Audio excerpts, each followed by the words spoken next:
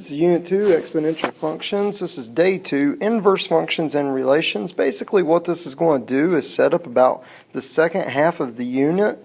As far as inverse relations are concerned, relations are collections of points. You can see relation A right here has the coordinates 1, 5, 2, 6, 3, 7.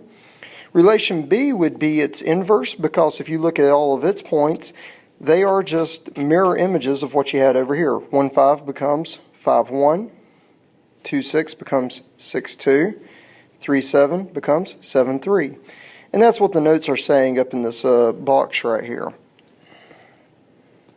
Now if I'm going to invert a relation like what I have on this problem, the first relation is a rectangle. I've already got it graphed out here.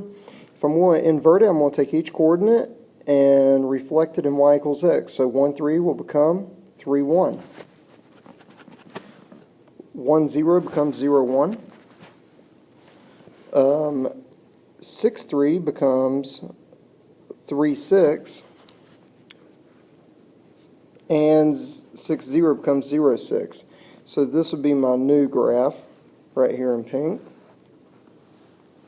And basically something I want to emphasize here would be that this relation would be a reflection in the line y equals x. If I graph that out real quick, sorry. There's the line y equals x. Each coordinate reflected in this line, as I said, 1, 3 became 3, 1. 1, 0 became 0, 1. So each point is a reflection. If a point lies on the line y equals x, it'll actually just stay right where it is. So it's important to realize that inverses are reflections in the line y equals x.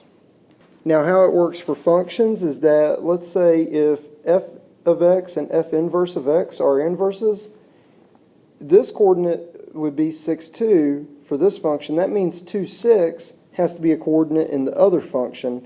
And now we're going to see how to actually do problems that involve functions. So let's see here. For example 2, what I'm going to do is actually go ahead and do this one by graphing, and then I'll show you how I typically do this problem.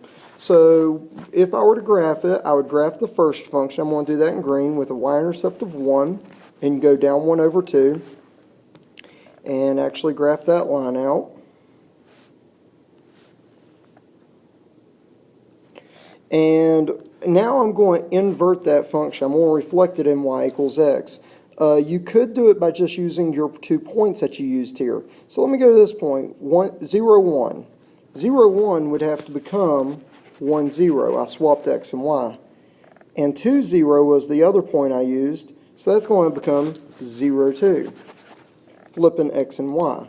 And now I could actually graph that.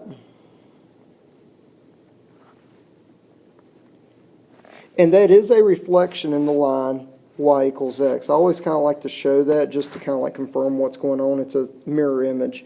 Anyways, for the new function, its function, f inverse of x, we have to use an exponent of negative 1 to show that we're talking about the inverse, is equal to negative 2x is the new slope, and the new y-intercept is plus 2. Now there is a way to actually do this without graphing, which is what I'm going to show now. So without graphing the problem, I can actually get the same answer I just got by graphing it, and that's by taking the f of x and swapping it with the x. Just exactly what we did on the relations. We swapped the y and x, so that's what I'm going to do here.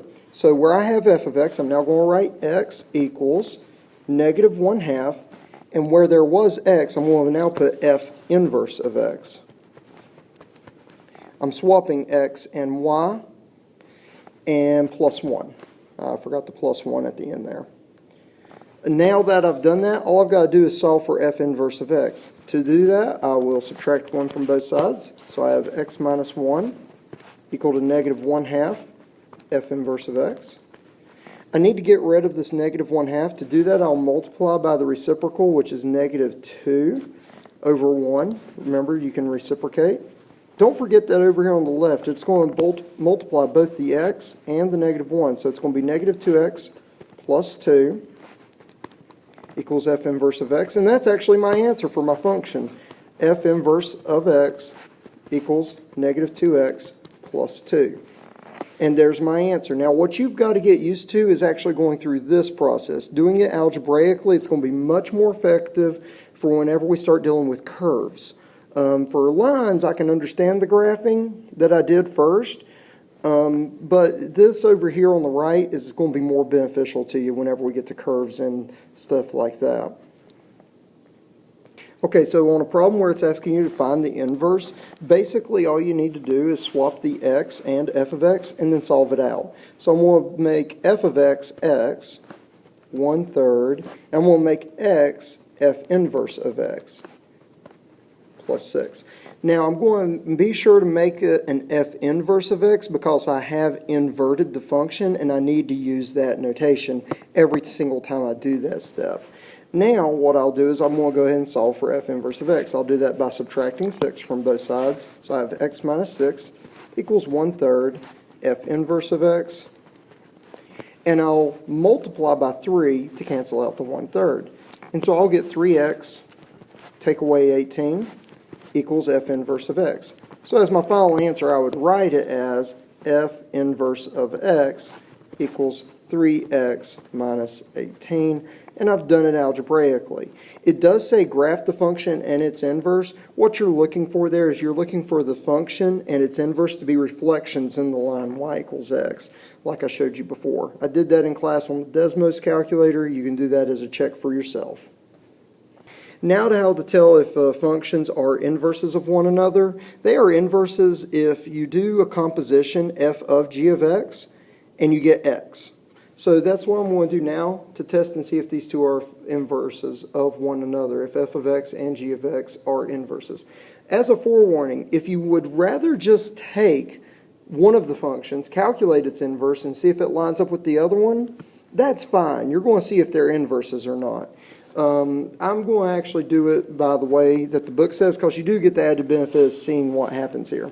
So f of g of x, I'm going to calculate that out and see if it gives me just x. If it does, they are inverse functions.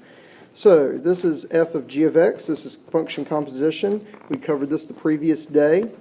So I'm going to replace g of x with what it is, 4/3 x plus 8. Now I need to drop that into the f of x function right here. So f of x is 3/4 x minus 6, and I'm going to put in the 4/3 x plus 8. I forgot my x when I wrote that initially, so there should be an x right there from the g of x function. Now I'm going to distribute the 3/4. 3/4 times 4/3 is 1, so I've got 1x. 3/4 times 8 is 6. 6 minus 6 is 0, so I am left with x. What that tells me is they are inverses. F of x and g of x are inverses.